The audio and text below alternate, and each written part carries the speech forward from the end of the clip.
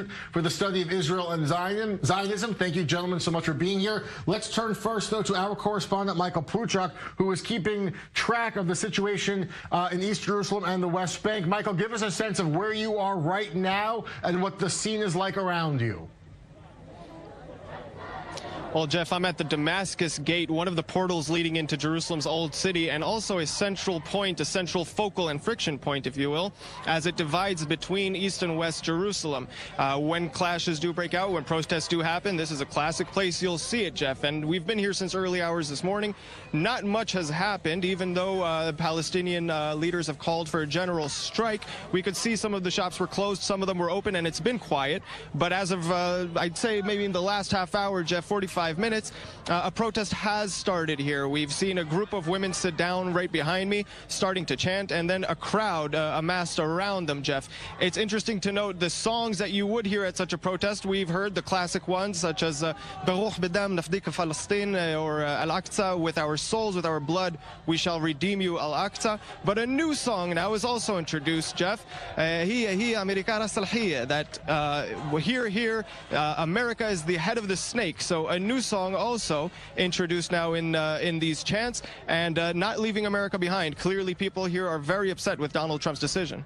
Michael, we can see around you a lot of these protesters, as well as a lot of, it appears, journalists and news agencies gathering there. Explain to me what you're seeing in terms of a police presence, a security presence. Is it intensifying?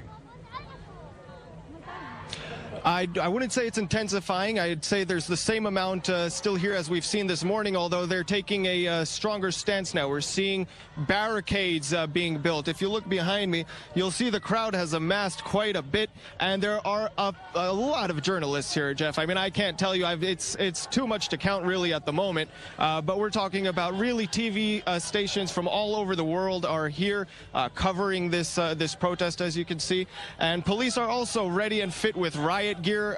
They have set up barricades as well, and they are on a high alert, Jeff, as you know, these types of protests have a tendency to usually end with some sort of clash, minor or major. And Michael, give us one more sense of what you're hearing. And you mentioned the songs that you're hearing, other chants. Are they equally anti-Israel? Jeff, I just want to... Michael, give us a sense there of what's happening right now. We can see movement going on. Yeah, Explain. I just want to give you a sense of how this works. You see, they'll be chanting here on these stairs. One person will not listen to a police officer's orders, for example, and that's enough to set off a set off a series of events, as you can see right now. Tensions get heated, the chanting gets stronger, pushes and shoving begins, and next thing you know, it's tit for tat, and rocks will be flying and potentially other objects as well. This is classic, Jeff. This is usually how it happens.